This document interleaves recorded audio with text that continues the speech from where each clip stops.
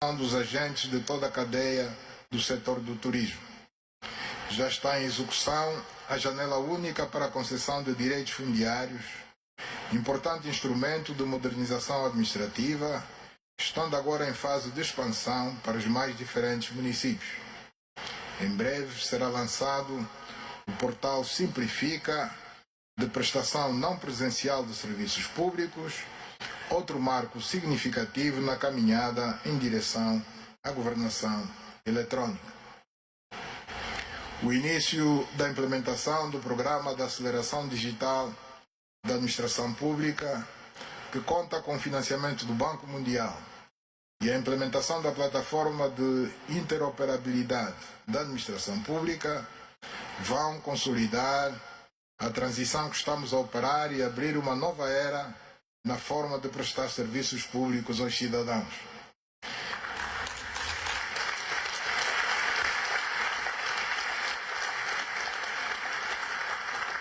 Estas medidas devem continuar a ser acompanhadas de programas adequados de preparação transversal do capital humano, para que esteja em condições de acompanhar a modernização em curso. Entrou em vigor este ano, representando o início de uma nova era na organização do território, a nova divisão político-administrativa, medida que vai melhorar a vida dos cidadãos por via de uma maior proximidade entre os serviços e os seus destinatários, sem prejuízo das dificuldades próprias de uma alteração desta profundidade. E tendo passado ainda pouco tempo, as perspectivas são bastante animadoras em relação aos benefícios concretos para a vida dos munícipes.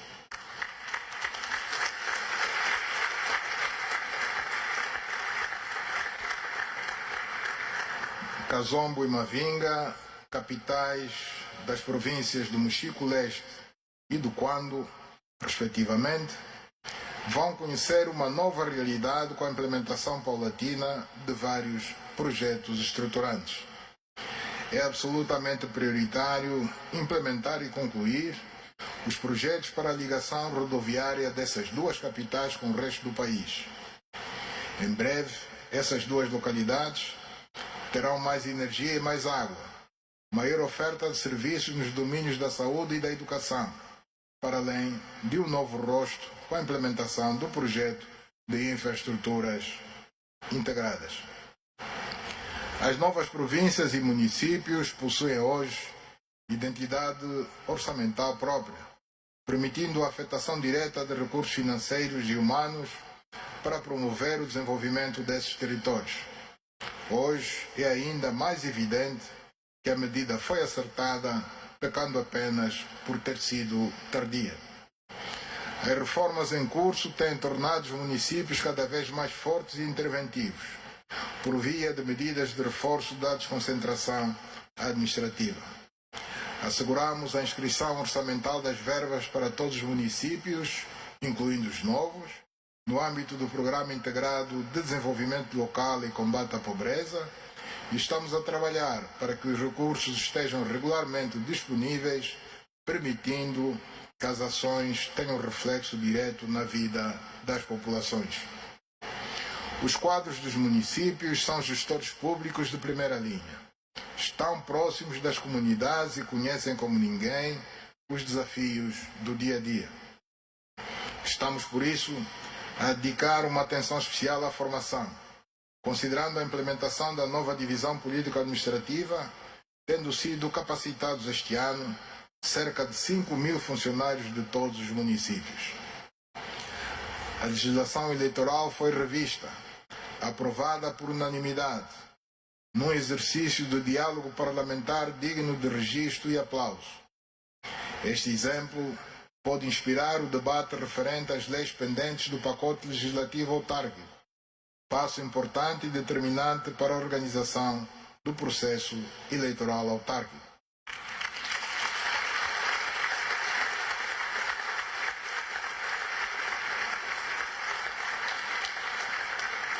A modernização da administração pública é também uma realidade em alguns domínios do setor da justiça, sendo desejável a sua universalização.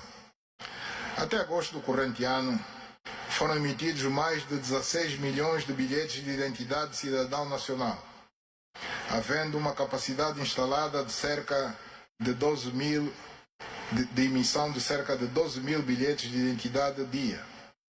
Estamos também a aumentar a disponibilidade deste serviço para a nossa diáspora, estando já disponível em 18 países.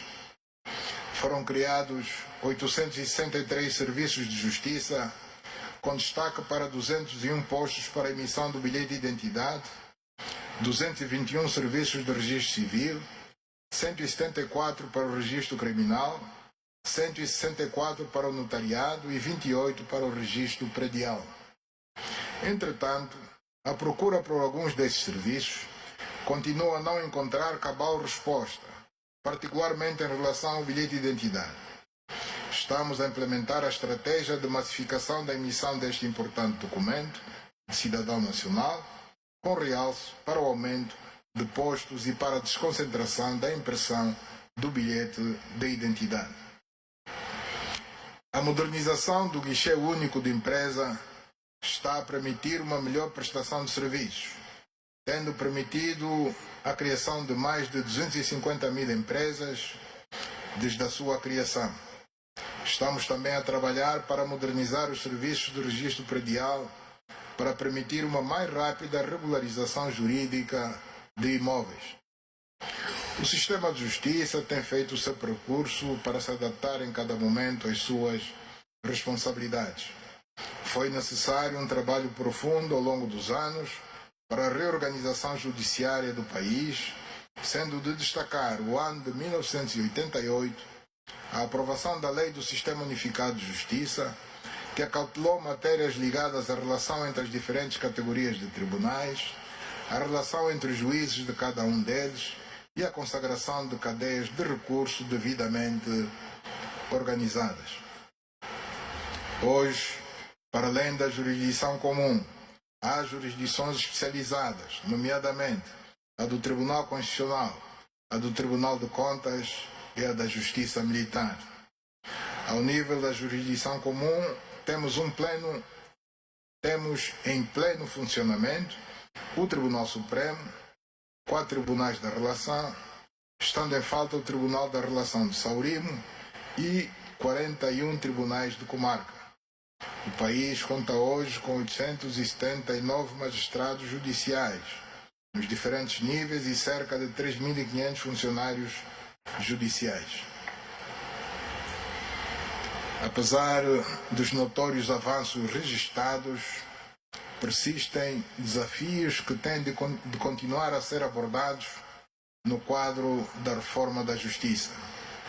Há reformas legislativas por concluir e há reformas institucionais por realizar. A celeridade processual tarda a chegar, minando a credibilidade do sistema no plano da percepção do cidadão. A informatização dos tribunais e da Procuradoria-Geral da República tem de ser uma realidade se quisermos diminuir o número de pendências processuais. A par disso, temos de continuar o esforço para melhorar as condições de trabalho de todos os operadores do sistema, assim como para melhorar as infraestruturas ao serviço do Poder Judicial. A aprovação e entrada em funcionamento do Cofre-Geral dos Tribunais pode dar um contributo relevante para a diminuição das dificuldades de funcionamento de alguns tribunais ainda enfrentam. Ao nível da Procuradoria-Geral da República, o país conta com 780 magistrados do Ministério Público e pouco mais de 2.000 funcionários. Desde 2023 que a Procuradoria-Geral da República tem nova sede. Um ganho importante para a sua dignificação, persistindo, contudo, desafios respeitantes à qualidade e quantidade das infraestruturas aos diferentes níveis. Vamos continuar a trabalhar para que, paulatinamente, este quadro se vá alterando. O combate à criminalidade econômico-financeira continua a merecer tratamento prioritário na atuação dos diferentes órgãos. A atuação da Procuradoria-Geral da República tem sido importante no domínio da repressão, contribuindo para a diminuição do sentimento de impunidade, facto comprovado pelos diversos processos instaurados e levados a julgamento. Até a data, foram recuperados a favor do Estado mais de 7 mil milhões de dólares americanos e promovidos arrestos e apreensões na ordem de 12 mil milhões de dólares americanos, respeitantes a bens de natureza diversa em Angola e noutros países. A inexistência de mecanismos internacionais eficazes e a falta de colaboração de vários países, caso da Suíça, continua a inviabilizar o repatriamento destes ativos financeiros que bastante falta fazem ao povo angolano e à economia nacional. Continuamos a aguardar que, no quadro da sentença do Tribunal Angolano e confirmada pelo Tribunal Constitucional Angolano, na sequência do recurso interposto, que determina a reversão a favor do Estado angolano de todos os ativos financeiros e patrimoniais em Angola e em qualquer outra parte do mundo, que as autoridades suíças devolvam a Angola as avultadas somas que inexplicavelmente detêm nos seus bancos e que são propriedade de Angola.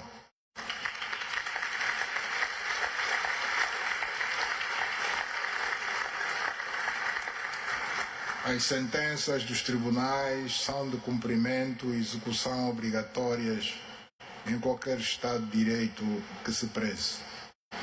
Senhoras e senhores deputados, caros compatriotas, ao longo dos últimos 50 anos, o mundo mudou bastante e continua a mudar. Também mudou a nossa política externa, ascendemos à condição de sujeito de direito internacional num contexto internacional complexo, no plano da geopolítica que influenciou as nossas principais opções ideológicas e políticas e a nossa inserção na arena internacional. Vivia-se então a Guerra Fria, na sequência da Segunda Guerra Mundial, estando o mundo dividido em dois grandes blocos antagônicos. É neste contexto que a dedicação e a sagacidade da nossa diplomacia logrou o reconhecimento da nossa independência pela República Federativa do Brasil, logo após a sua proclamação, e o reconhecimento sequencial por muitos outros Estados. Por mérito próprio e graças ao brio dos diplomatas angolanos, Angola foi admitida como membro da Organização da Unidade Africana, hoje União Africana, a 12 de fevereiro de 1976 e a 1 de dezembro do mesmo ano, como membro de pleno direito da Organização das Nações Unidas. Desde cedo, a nossa orientação diplomática foi clara, privilegiando a busca da paz, o diálogo entre Estados, a amizade entre os povos e um mundo orientado para relações mutuamente vantajosas para todos os Estados. A frase "na Namíbia, no Zimbábue e na África do Sul" está a continuação da nossa luta, proferida pelo presidente Agostinho Neto. Sintetizava a nossa prioridade para com a África Austral. O empenho de Angola foi determinante para a independência da Namíbia e do Zimbábue e para que a África do Sul se visse livre do regime racista do apartheid. A vitória do povo angolano na célebre batalha do Cuito-Guanaval constituiu um ponto de viragem decisivo para a libertação da África Austral, dando lugar à assinatura dos Acordos de Nova Iorque e à implementação da Resolução 435/78 do Conselho de Segurança das Nações Unidas. Esta vitória, conseguida com a importante contribuição dos combatentes internacionalistas cubanos, foi imortalizada pela Comunidade de Desenvolvimento da África Austral ao adotar por unanimidade o dia 23 de março como o Dia da Libertação da África Austral.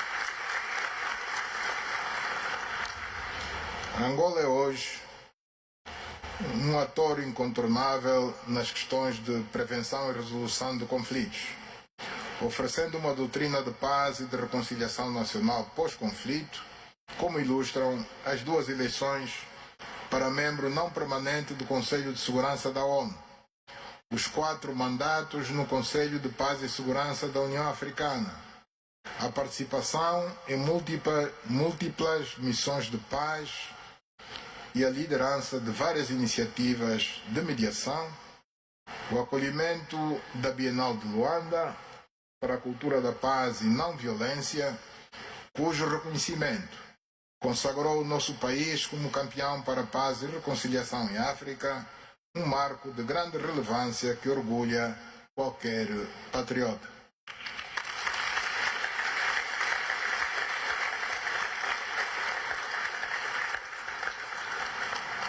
Fiéis aos valores fundamentais da nossa política externa, mormente no que se refere ao apoio às causas dos povos oprimidos, continuamos a advogar o levantamento do embargo econômico contra Cuba, a soberania plena do povo do Saara Ocidental, a solução de 12 Estados como condição para a resolução definitiva do conflito entre Israel e a Palestina, em linha com as pertinentes resoluções das Nações Unidas e apesar dos mais recentes bons desenvolvimentos de cessar-fogo e libertação de reféns e de prisioneiros que saudamos vivamente.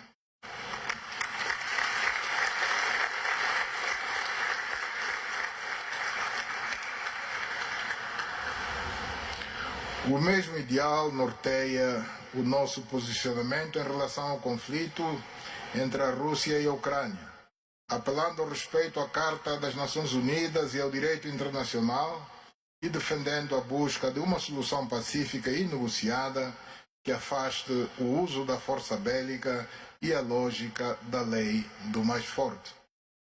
A manifesta incapacidade da abordagem da maioria dos conflitos atuais e a desatualização dos critérios de representação geopolítica que inviabilizam a garantia de uma correta e equilibrada representatividade do mundo atual, concomitantemente com outras razões, continua a motivar que elevemos a nossa voz na arena internacional em torno da defesa de reformas profundas do Conselho de Segurança das Nações Unidas, devendo passar pela consagração de pelo menos 2 lugares para o continente africano entre os membros permanentes com plenos direitos.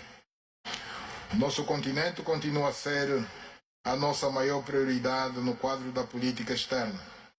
Este ano tem a particularidade de termos assumido pela primeira vez na nossa história a presidência pro tempore da União Africana, feito que nos enche de orgulho patriótico por constituir uma das nossas maiores conquistas diplomáticas, mas que também aumenta a nossa responsabilidade para com o continente africano.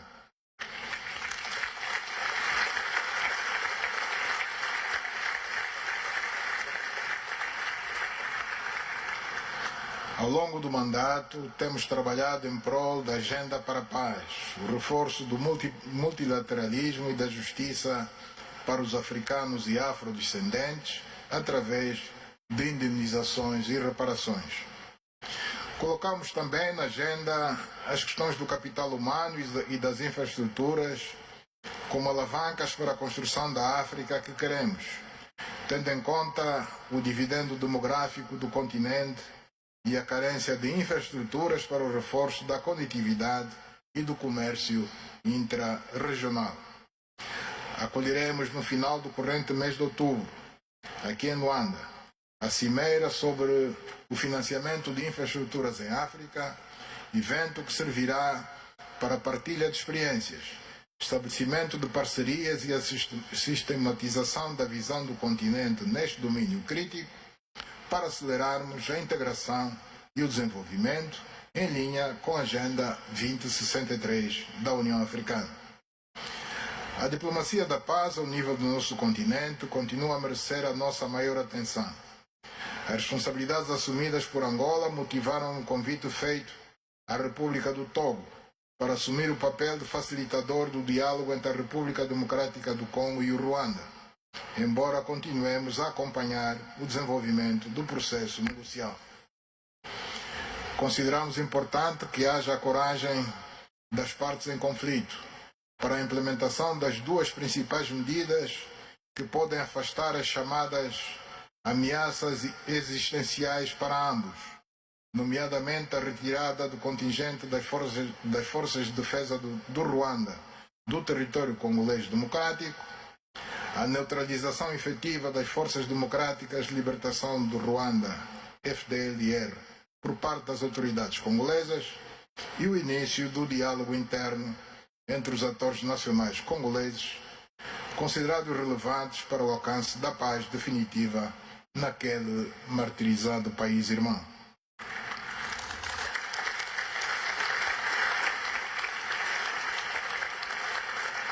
Aplaudimos o retorno à normalidade constitucional na República do Gabão e, por consequência, o seu regresso à União Africana, e incentivamos os demais países da CEDEAO afetados por golpes de Estado, Burkina Faso, Mali, a Guiné e o Níger, a enveredarem pelo mesmo caminho, envidando esforços com vista à rápida reposição da normalidade constitucional.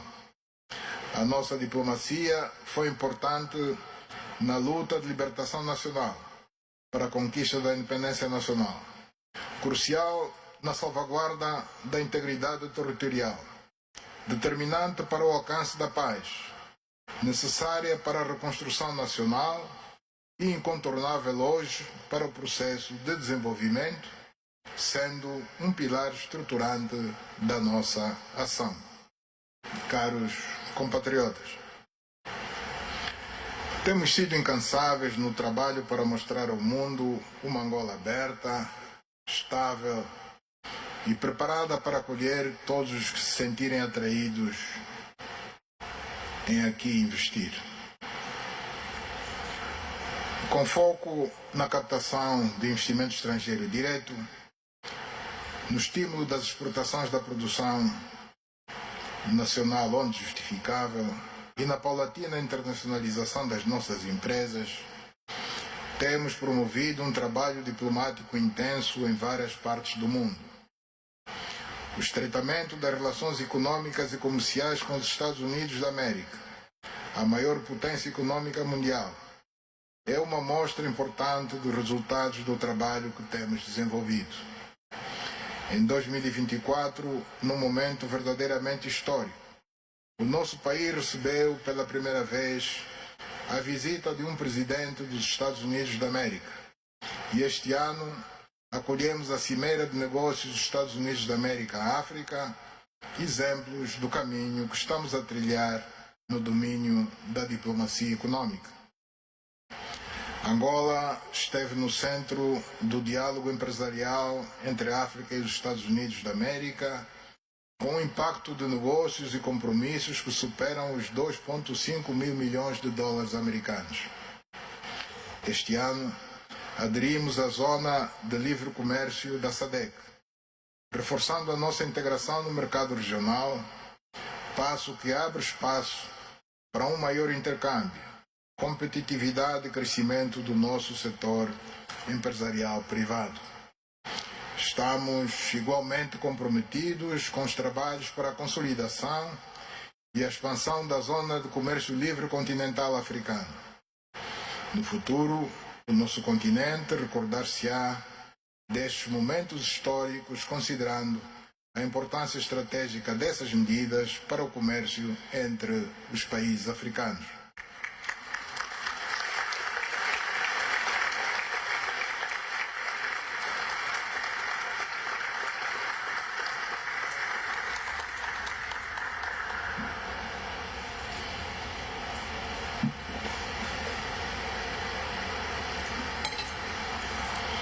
Senhora Presidente da Assembleia Nacional, caros deputados da Assembleia Nacional,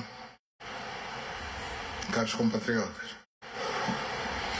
a defesa nacional e a ordem e segurança públicas, entendidas como asseguramento das condições necessárias à normalidade constitucional para o normal funcionamento das instituições democráticas e da integridade territorial, bem como da ordem pública, da liberdade e da segurança das populações e da proteção das instituições, a paz e a estabilidade, tem permitido ao país mobilizar e realizar importantes investimentos em diferentes setores da nossa sociedade e são aspectos essenciais à nossa existência enquanto Estado soberano e independente.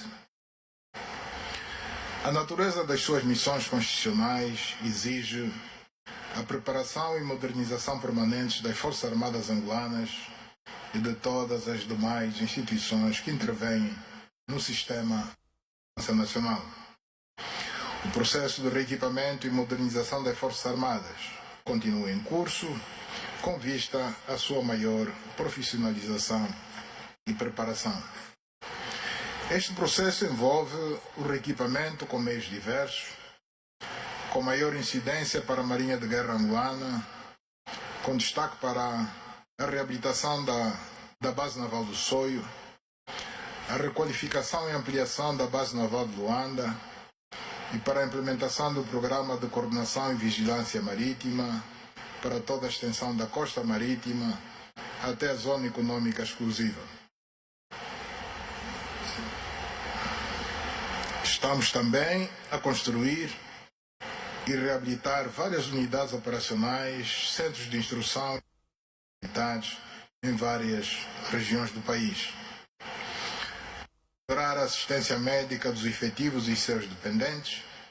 Estamos a construir os hospitais militares regionais do Centro, Norte, Sul e Leste. Vamos concluir a segunda fase de reabilitação do Hospital Militar Principal de Luanda e já demos início à construção do futuro Hospital com todas as valências na zona dos quartéis. A valorização permanente dos antigos combatentes e veteranos da pátria, gesto essencial de reconhecimento e valorização desta classe que muito deu ao país em momentos bastante difíceis.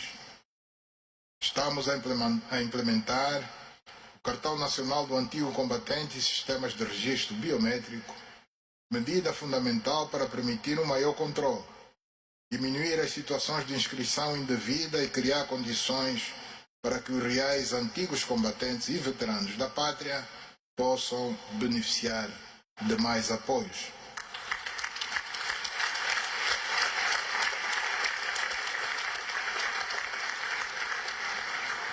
Até o primeiro semestre do corrente ano, foram inscritos cerca de 63.735 assistidos nas diversas categorias, ao passo que o Instituto de Segurança Social das Forças Armadas controla 69.729 pensionistas.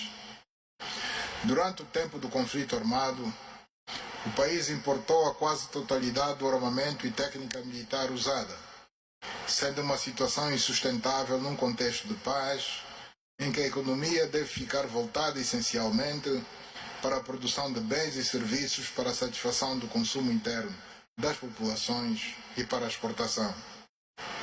Estamos a trabalhar com parceiros internacionais para criarmos uma verdadeira indústria de defesa para o desenvolvimento da capacidade interna de fabrico e montagem de armamento e técnica militares para equipar as nossas Forças Armadas com o necessário para a defesa da nossa soberania. O programa de aumento da autossuficiência alimentar das Forças Armadas está a permitir aumentar a produção de milho, arroz e carne de frango nas unidades agroindustriais de Camacupa, Manquete e no complexo avícola de Lucala, na Kizenga. Continuam também os esforços para o aumento da capacidade de produção de vestuário ao nível da empresa Fabril de calçados e uniformes, bem como para o relançamento da fábrica de calçados de Malães. Por via do Instituto de Segurança Social das Forças Armadas, estamos a consolidar a capacidade de produção da fábrica de produtos cerâmicos na província do Bié e aumentar as áreas de cultivo da fazenda Samba Local. Com o concurso de várias instituições nacionais e estrangeiras, o processo de desminagem tem vindo a merecer uma atenção crescente, justificando a reafirmação do nosso objetivo de trabalhar arduamente para que Angola seja declarada nos próximos anos como um país livre de minas. A segurança das pessoas e dos seus bens é essencial à nossa convivência social, sendo missão inalienável do Estado assegurá-la.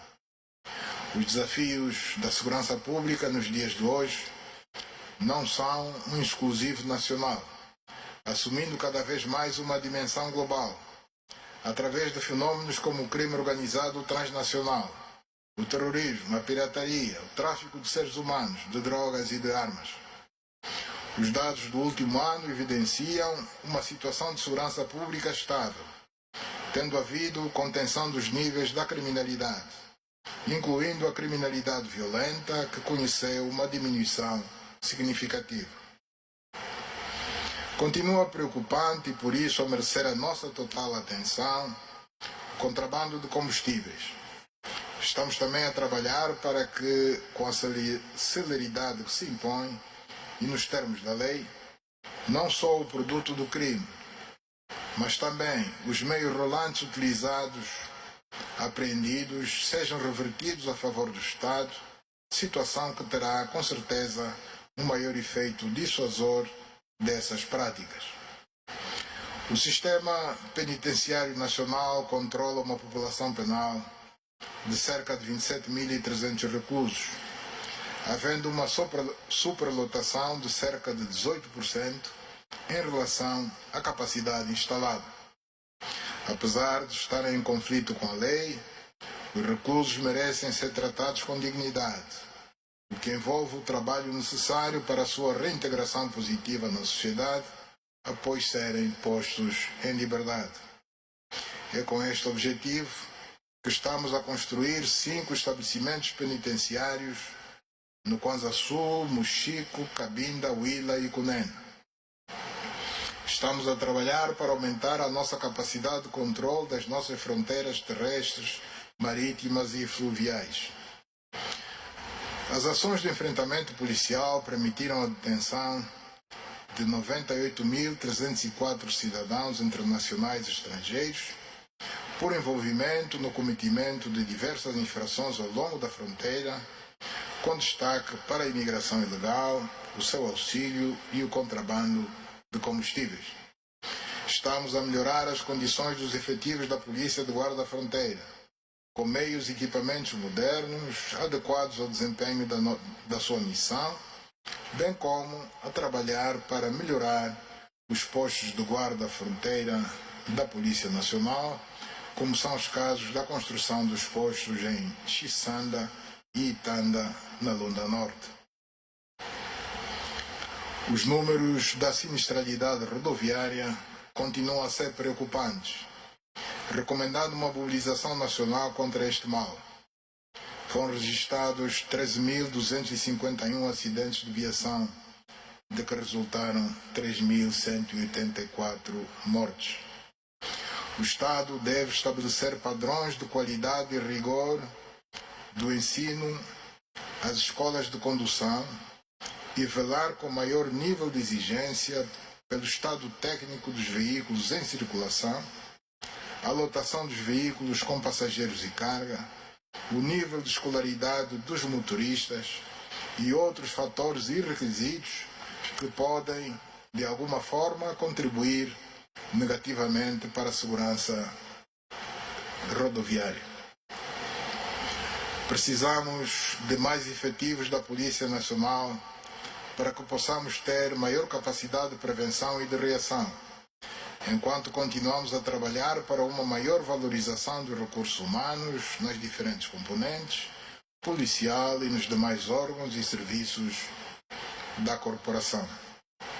Temos de continuar a investir nas infraestruturas de todos os níveis, para melhorar as condições de trabalho e a capacidade operacional. Precisamos também de reforçar as ações de formação e de capacitação técnica a todos os níveis. O nosso sistema de defesa e segurança nacional continua firme e comprometido com o desempenho da sua missão constitucional. A integridade territorial está salvaguardada, a estabilidade é uma realidade e o normal funcionamento das instituições democráticas está assegurado.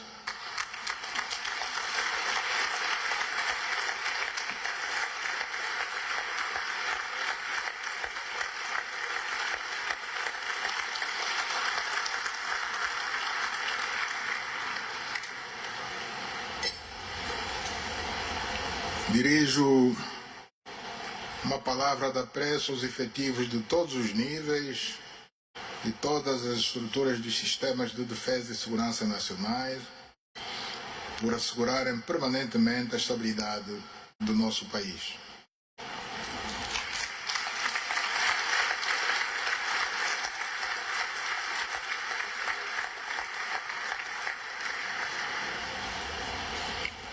Angola é um Estado democrático de direito.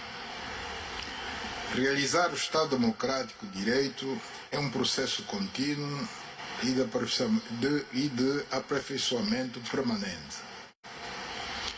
Não há democracias garantidas. Há democracias que se defendem e se preservam, sendo o dever de todos assegurar a estabilidade nacional, contribuindo para que ela se concretize cotidianamente. Realizar o Estado democrático exige o nosso compromisso com a realização regular de eleições nos marcos da Constituição e da lei. Exige o nosso compromisso com a única forma legítima e constitucional para se alcançar o poder político, as eleições.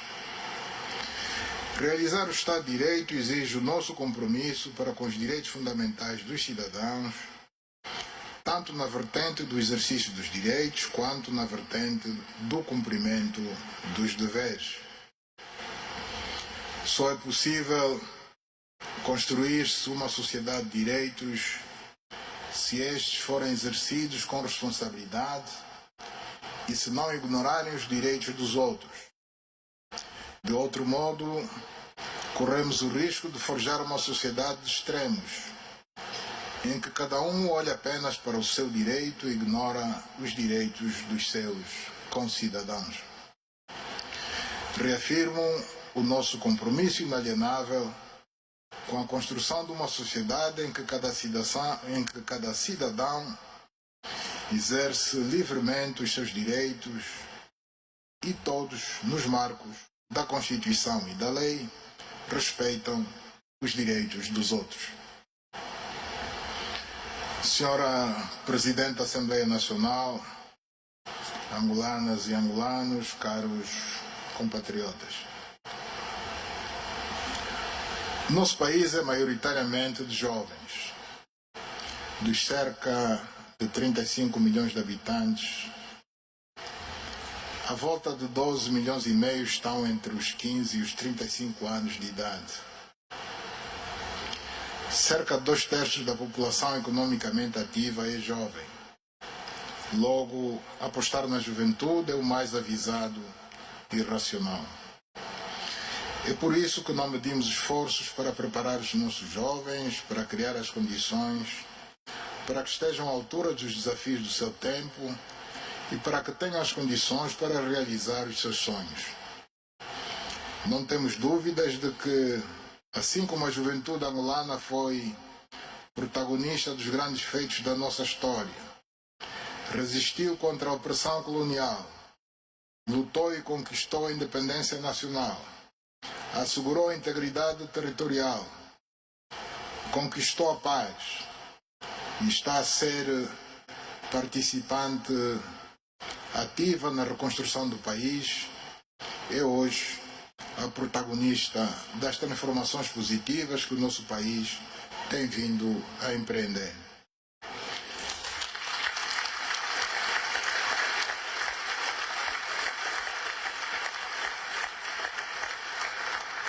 Reafirmo a nossa plena confiança na juventude angolana, porque sabemos que o país pode contar com ela para continuar a dinâmica de construção de uma sociedade próspera para todos os angolanos.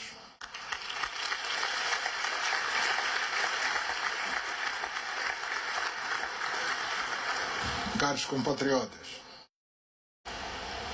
no dia 11 de novembro, que está à porta, está a chegar, vamos celebrar 50 anos de independência nacional. Sabemos que a caminhada até a conquista da liberdade não foi fácil. Custou a vida de muitos filhos da nossa terra, trouxe o luto e a dor a muitas famílias, derramou o sangue de muitos angolanos. Sabemos o quanto foi preciso suar para que a bandeira da liberdade fosse hasteada. Como disse o presidente António Agostinho Neto, fundador da nação angolana, a bandeira que hoje flutua é o símbolo da libertação, fruto do sangue, do ardor e das lágrimas e do abnegado amor do povo angolano. Todos sabemos que o pós-independência não foi fácil.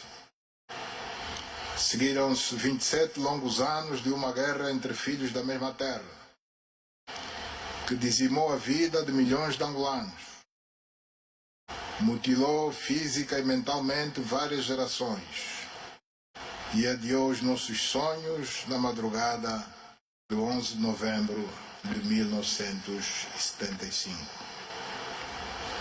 Todos sabemos que a conquista da paz foi muito difícil.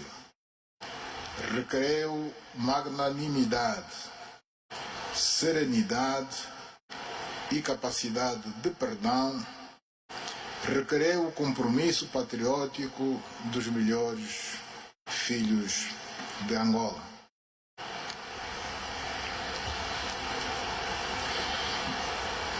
Como disse o presidente José Eduardo dos Santos na sua mensagem à nação, proferida no dia 3 de abril de 2002,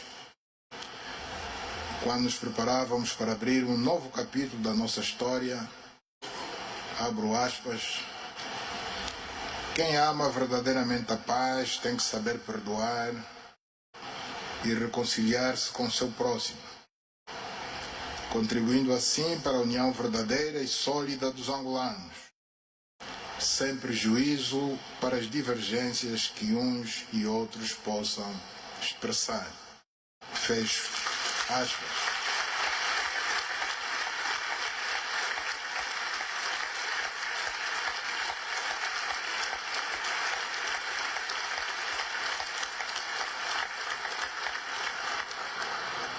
Sabemos que não tem sido fácil reconstruir o país, construir a nação e lançar as bases sólidas para o desenvolvimento. Presenciamos o sacrifício que milhões de angolanos fazem todos os dias, com esperança e confiança em todos os domínios da vida nacional, para fazer o nosso país crescer e para fazer do nosso país uma terra de prosperidade. É nobre e de alcance sentimental único o reconhecimento que a nação angolana tem feito a milhares dos seus filhos e a alguns cidadãos estrangeiros que consentiram sacrifícios e que se empenharam com alto sentido patriótico para nos legar uma terra livre, outorgando condecorações no quadro das celebrações dos 50 anos da nossa independência. Esta é uma boa forma de contribuir para o fortalecimento da nação e de inspirar a nossa caminhada coletiva. É neste quadro, no espírito do perdão, da paz e da reconciliação nacional, da unidade da nação, que vamos estender este reconhecimento nacional aos signatários dos acordos de Alvor, atribuindo a todos eles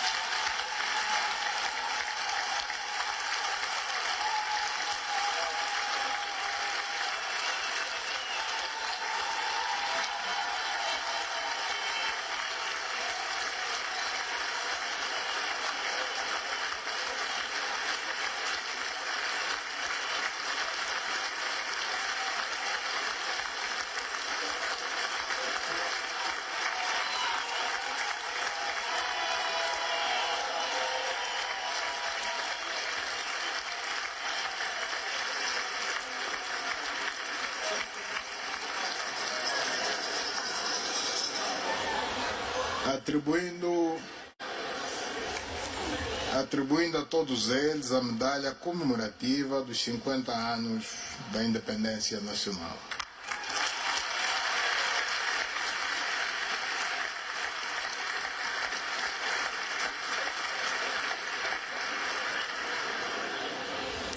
Não temos dúvidas de que este gesto, adicionado ao trabalho que temos vindo a fazer para a dignificação possível das vítimas dos conflitos políticos e para o consolo reparador dos seus familiares, é um indelével contributo à reconciliação nacional. Para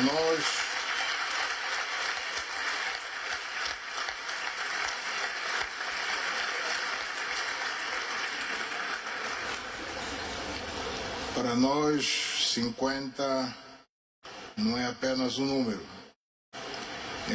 É sinônimo de reconhecimento da nossa história de lutas, de eternização do nosso passado glorioso. É sinônimo de paz, de perdão e de vontade de nos reerguermos juntos para concretizarmos os nossos sonhos. É símbolo de reafirmação do compromisso com os valores da pátria, de confirmação da nossa esperança e de reafirmação da nossa confiança.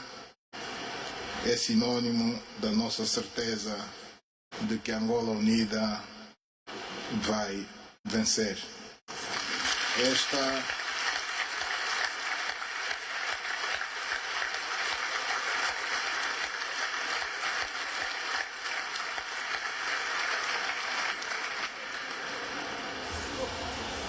E vai vencer porque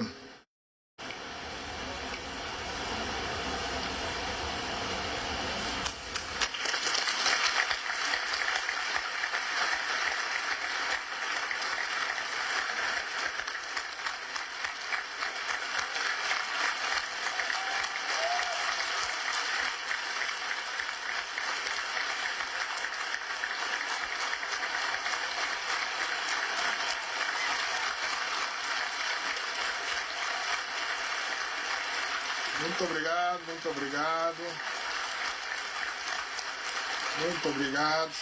Estou a terminar. Esta é uma nação que aprende com os seus erros, que supera os seus desafios e que celebra as suas conquistas. Este é o Estado da nação que juntos estamos a construir há 50 anos. Viva a independência nacional, viva a paz, viva Angola. Muito obrigado.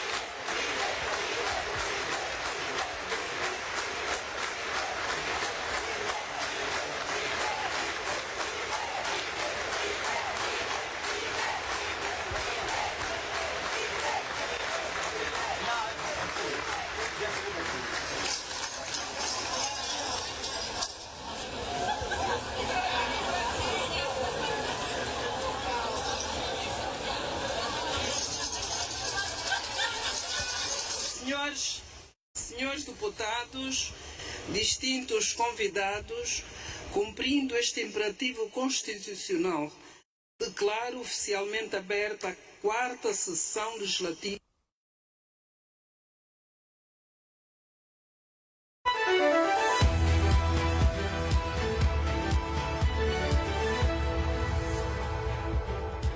Boa tarde, é hora das notícias na TPA. O Presidente da República acaba de discursar sobre o Estado da Nação. O chefe de Estado anuncia a atribuição de medalhas dos 50 anos da independência nacional aos 3 protagonistas do Acordo de Alvor. Já a Presidente da Assembleia Nacional destaca o Parlamento como guardião da democracia e promotor do diálogo construtivo.